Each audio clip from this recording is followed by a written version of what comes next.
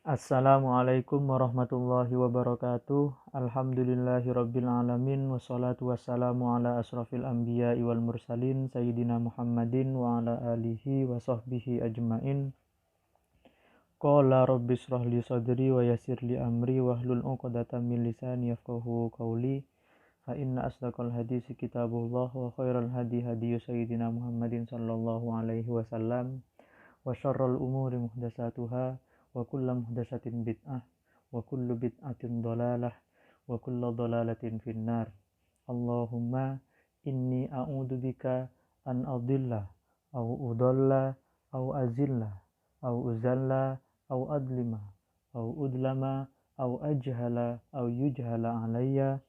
Wa sallallahu ala sayyidina Muhammadin wa ala alihi wa sahbihi ajmain, amma ba'du.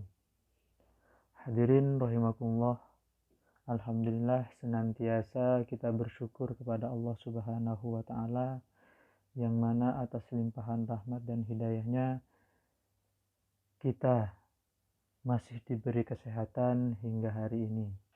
Shalawat ma'assalam semoga tetap tercurah limpahkan kepada keharibaan junjungan kita Sayyidul Mutawadi baginda Nabi Muhammad sallallahu alaihi wasallam yang telah membawa kita dari zaman jahiliyah menuju zaman ilmiah yang dapat kita rasakan pada hari ini.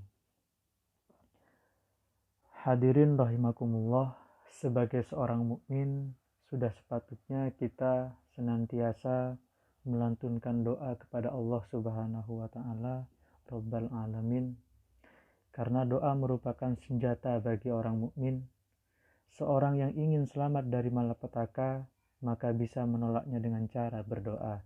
Sebagaimana halnya jika ingin selamat dari musuh, maka harus menjaga dan melindungi diri dengan senjata. Jadi semakin banyak berdoa, maka semakin banyak pula senjata untuk persiapan menghadapi musuh. Seorang hamba yang tidak butuh terhadap doa adalah orang yang sombong, dan perbuatan itu sangat dimurkai oleh Allah Subhanahu wa taala. Sebagaimana sabda dari baginda Nabi, malam yas'alillah yaghdab alaih. Orang yang tidak mau meminta kepada Allah, maka Allah akan murka kepadanya. Hadis riwayat At-Tirmidzi. Bahkan berdoa ketika hamba dalam keadaan butuh adalah diperintahkan oleh Allah Subhanahu wa taala. Inilah salah satu perbedaan antara Khalik dan makhluk. Allah senang jika hambanya terus-menerus berdoa, meminta tolong kepadanya.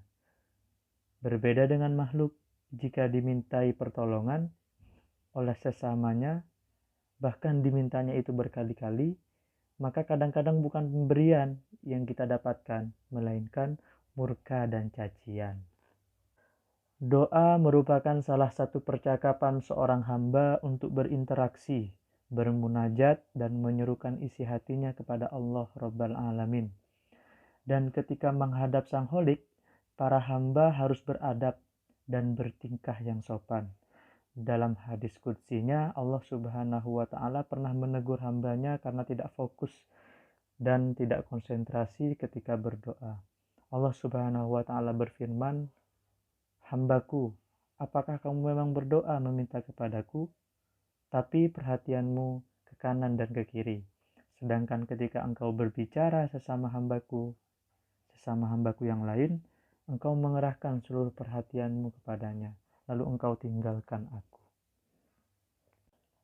Jadi ada beberapa adab yang harus diperhatikan ketika kita akan melaksanakan atau berdoa kepada Allah Subhanahu wa taala.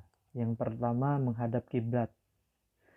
Tatkala Nabi Muhammad sallallahu alaihi wasallam berada di padang Arafah, beliau menghadap kiblat dan beliau terus berdoa sampai matahari terbenam.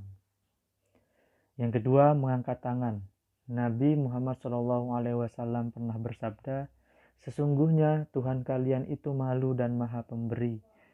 Dia malu kepada hambanya ketika mereka mengangkat tangan, kemudian hambanya kembali dengan tangan kosong, atau dalam artian tidak terkabul doanya."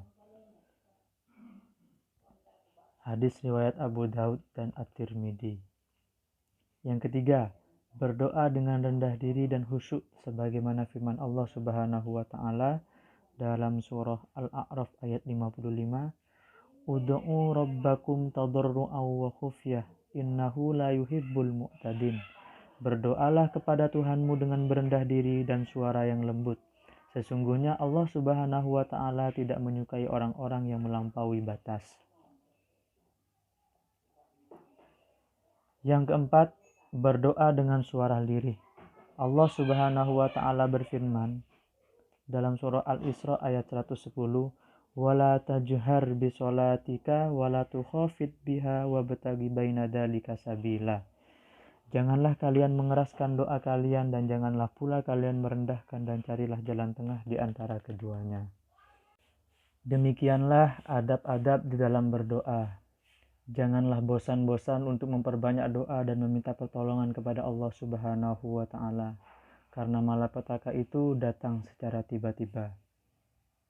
Dan jadilah orang yang cerdas dalam hidup, dan isilah waktu-waktu kita dengan berzikir, memperbanyak zikir, mengingat kepada Allah Subhanahu wa taala, dan memperbanyak istighfar, mohon ampun, membaca sholawat kepada baginda Nabi, dan melaksanakan aktivitas ibadah-ibadah kita yang lain.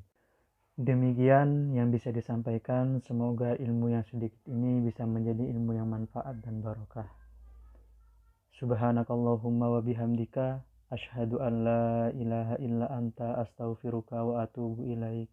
Wa sallallahu ala sayyidina Muhammadin wa ala alihi wa sahbihi wa baraka wa sallam. Walhamdulillahi rabbil alamin.